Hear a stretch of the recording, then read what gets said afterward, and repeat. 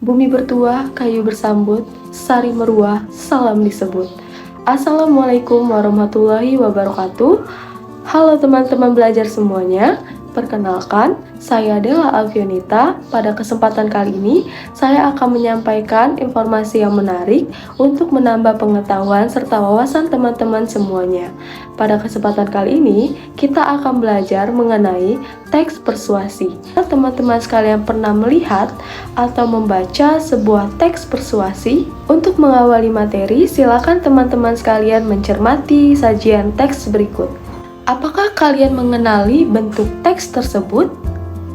Ya, teks di atas merupakan salah satu jenis teks persuasi. Sebenarnya, apa sih teks persuasi? Teks persuasi adalah karangan yang berisi paparan, berdaya bujuk, ajak, ataupun imbau. Teks persuasi sering muncul dalam iklan, kampanye, pamflet promosi, dan lainnya. Sejalan dengan hal tersebut, tujuan dari teks persuasi adalah meyakinkan pembaca agar percaya untuk melakukan sesuatu. Setelah memahami pengertian teks persuasi, selanjutnya kita akan membahas mengenai jenis-jenis teks persuasi. Yang pertama, ada persuasi pendidikan.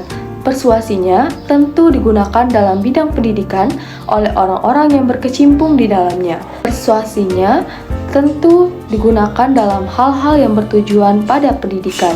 Misalnya, mengajak masyarakat mengikuti wajib belajar. Yang kedua, persuasi politik.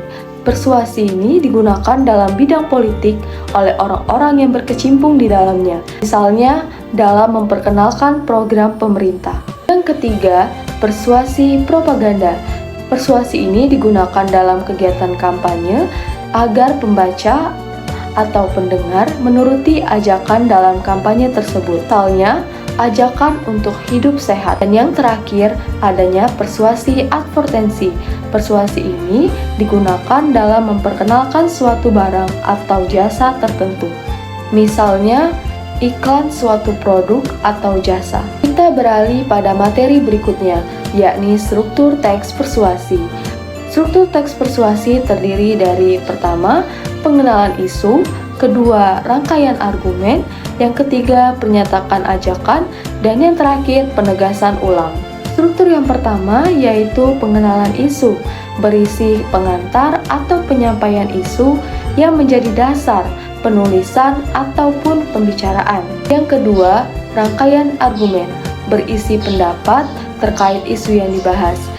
Pada bagian ini diperkuat dengan fakta-fakta. Yang ketiga, pernyataan ajakan, menyajikan ajakan yang ditunjukkan ke pembaca. Pernyataan ini mungkin disampaikan secara tersurat maupun tersirat. Struktur yang terakhir adalah penegasan ulang.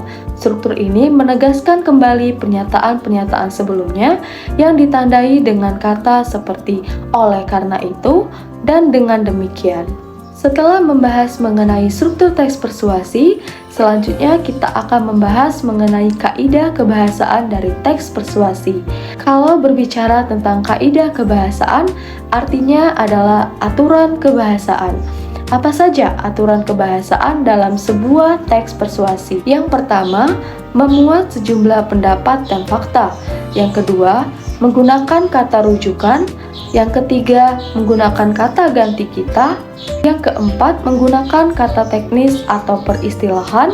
Yang kelima, menggunakan kata kerja mental seperti berpikir, menyimpulkan, praduga. Yang keenam, menggunakan konjungsi kausalitas.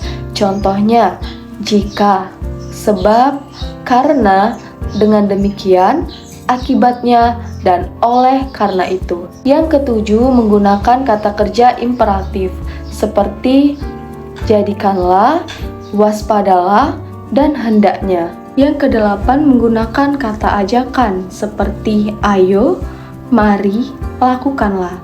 Yang kesembilan, menggunakan kata bujukan seperti harus, penting, sepantasnya.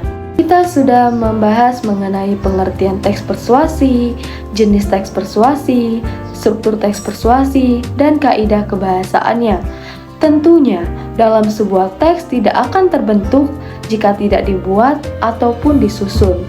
Nah, Pada penghujung materi kali ini, mari kita mengenali bagaimana cara menulis atau menghasilkan sebuah teks persuasi. Menulis teks persuasi memiliki beberapa tahapan. Yang pertama, tentunya kita harus menentukan topik atau tema yang ingin kita paparkan. Kedua, menentukan tujuan.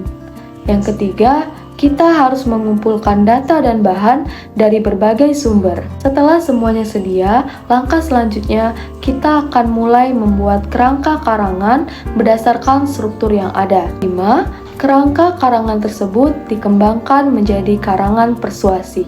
Setelah karangan persuasi telah mencapai hasil, langkah akhir adalah menarik kesimpulan. Baik teman semuanya, kita sudah membahas segala ruang lingkup dalam teks persuasi, mulai dari pengertian, jenis, struktur, kaidah kebahasaan, sampai dengan tahapan menulis teks persuasi. Semoga pelajaran hari ini dapat membantu teman semuanya dalam mengenali dan memahami teks persuasi. Sampai jumpa di pembelajaran berikutnya.